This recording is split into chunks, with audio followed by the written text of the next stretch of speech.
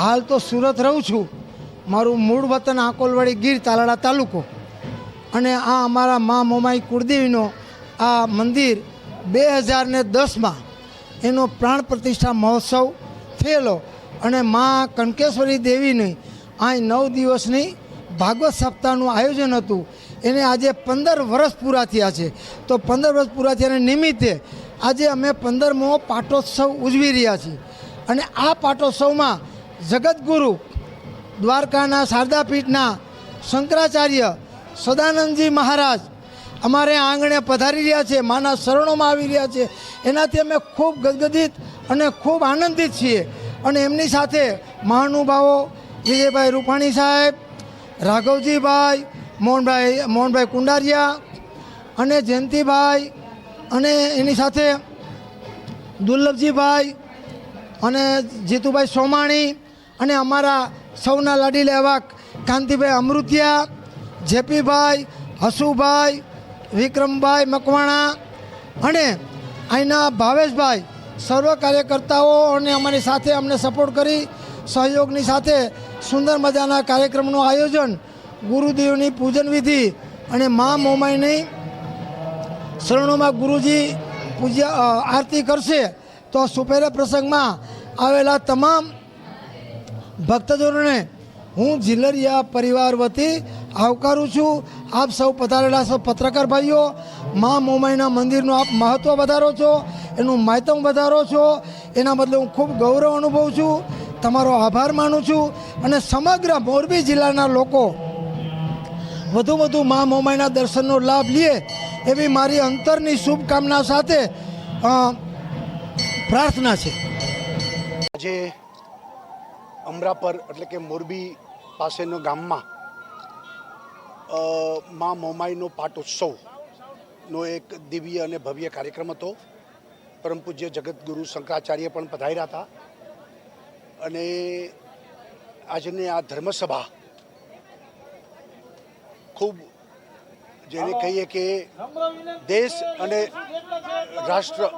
રાષ્ટ્ર માટે સૌએ સંકલ્પબદ્ધ બનવું પડે, સમર્પિત થવું પડે। ધર્મ બસશે તો દેશ બસશે અને દેશ બસશે તો સમાજ અને જાતિ જ્ઞાતિને આપણે બધા બચીશું। અને એટલા માટે પરમ પૂજ્ય શંકરાચાર્યજીએ પણ આશીર્વાદ વચનમાં એ કીધું હતું। સાથે સાથે એમને પણ સરસ વાત કરી કે અંતે માનવી એ ઈશ્વરની પ્રાપ્તિને આધ્યાત્મિક ચેતનાને જગાડવા એથી જ એને સુખ પ્રાપ્ત થાય। જે આજે અમરાપરમાં કાર્યક્રમ થયો છે એ વરજાંગભાઈ આહિર કે જેમને આખું આ મંદિર બનાવ્યું, મંદિરમાં પાટોત્સવનો કાર્યક્રમ પણ કરી રહ્યા છે છેલ્લા 15 વર્ષથી।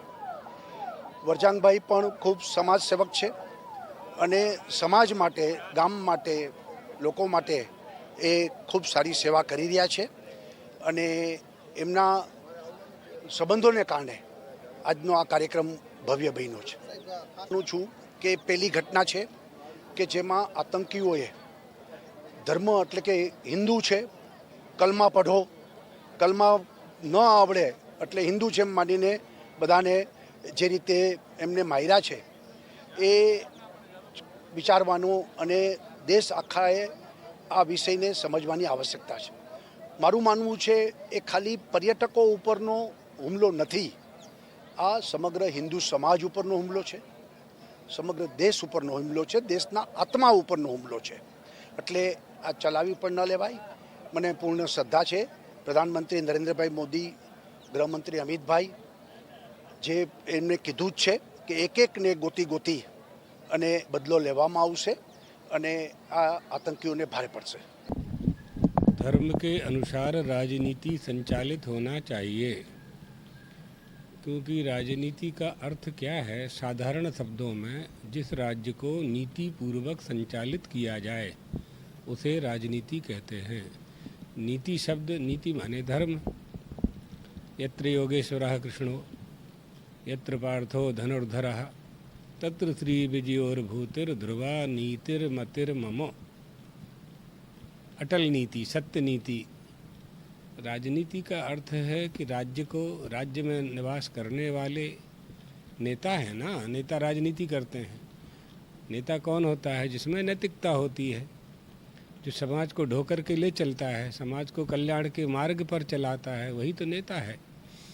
तो इसलिए राजनीति में यदि धर्म नहीं होगा तो राजनीति कल्याण पक्ष प्रदायनी नहीं हो सकती। इसलिए राज्य का संचालन धर्म के अनुसार होना चाहिए। धर्म का अर्थ कर्तव्य भी होता है। धर्म शब्द पूजा पाठ में तो रूढ़ है। कर्तव्य पालन जो हमारा कर्तव्य है, जो हमारा स्वधर्म है, जो हमारा सामान्य धर्म है, जो देश का धर्म है, देश के लिए है, राष्ट्र के लिए है, उसका पालन करना चाहिए। पहलगांव में सारी घटनाओं से आप विदित हैं, जानते हैं। वास्तव में आतंकवादी समस्या ये बहुत पुरानी है। कहाँ से इसका प्रारंभ हुआ है? बहुत घटनाएं हमारे देश में हुई हैं। पहलगांव की घटना आश्चर्यजनक है, क्योंकि वहाँ पहचान के अनुसार, धर्म के अनुसार हत्याएं की गई। लोग ये जो कहते हैं कि आतंकवाद का धर्म नहीं होता, आतंकवादियों ने बता दिया कि हमारा धर्म होता है। हिंदू को पहचान करके, यानी ओळखान करी ने उनको गोली के द्वारा उनकी हत्याएं की गई हैं।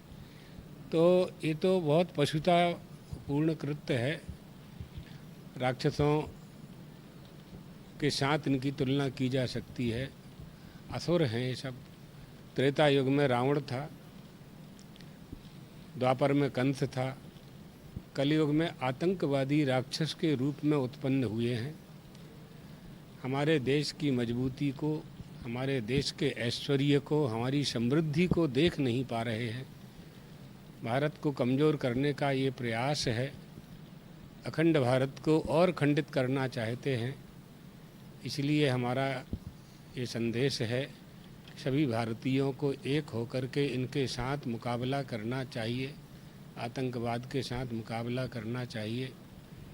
बहुत मुश्किल से स्वतंत्रता प्राप्त हुई है और ये स्वतंत्रता स्थायी बनी रहे, ये तदर्थ हमें एक होकर के, एक मत होकर के, दलगत राजनीति से ऊपर उठ करके राष्ट्र के हित में एकजुटता का दर्शन कराना चाहिए।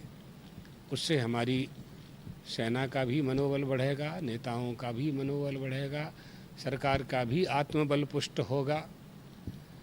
बहुत आवश्यकता है इसकी, एकजुटता की। अनेकता में एकता सिद्ध करना कठिन जरूर है, लेकिन धर्म के नाम पर, देश के नाम पर, राष्ट्रीयता के नाम पर हम सारे मतभेदों को भुला करके एक हो सकते हैं, एक होना चाहिए। यही सबसे बड़ा कश्मीर और पहलगांव की समस्या का हल है। आतंकवादियों को चुन चुन करके शिक्षा देनी चाहिए और उनके पीछे जो शक्तियां हैं, उन शक्तियों को चिन्हित करके उनको भी दंडित किया जाना चाहिए।